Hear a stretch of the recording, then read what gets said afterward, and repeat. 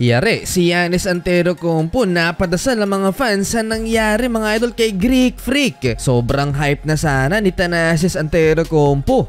Apat na magkakasunod na talo ng Milwaukee Bucks at susubukan nilang putulin yan kalaban pa ang Boston Celtics. Kaya naman simulang-simula ng first quarter pinaulanan kaagad ng Milwaukee ang Boston Celtics ng 3-pointers, apat ay nagmula kay Brook Lopez. Umabot lang naman mga idol ng 19 points ang biggest lead ng Milwaukee Bucks sa Boston Celtics. Maalat na maalat si Jaylen Brown at Jason Tatum na parehong nagtala lamang ng tag-isang field goal sa opening frame. Nagpakawala din ng dalawang 3-pointers si Damian Lillard with 6 points sa first quarter at 7 points naman for Giannis Antetokounmpo. Sinasabi ng ilang mga NBA fans na kaya raw nagkasunod-sunod ang talo nitong Milwaukee Bucks para makaiwas sa Miami Heat pagdating ng playoffs. Nakakatakot naman talagang kalaban nitong si Jimmy Butler sa postseason. 37-21 heading into second quarter. Second quarter na beast mode si Jason Tatum at pinosterize si Bobby Portis Jr. 9-2 run ang ginawa ng Boston Celtics habang si Giannis naman binuli mga idol ang former teammate niyang si Jrue Holiday.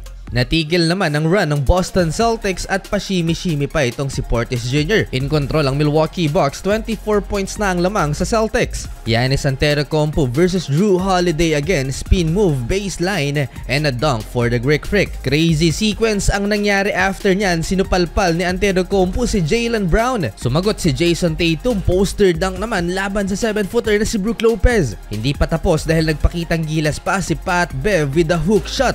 At sa corner 3-pointer niya, dito na sobrang na-hype si Thanasis Antetokounmpo. Lamang ng 20 halftime ang Milwaukee Bucks, 63-43. Simula ng third quarter, Jaylen Brown slam dunk baseline sa harap naman ni Brook Lopez. Na-out rebound ng Milwaukee dahil wala nga mga idol si Kristaps Porzingis at Al Horford.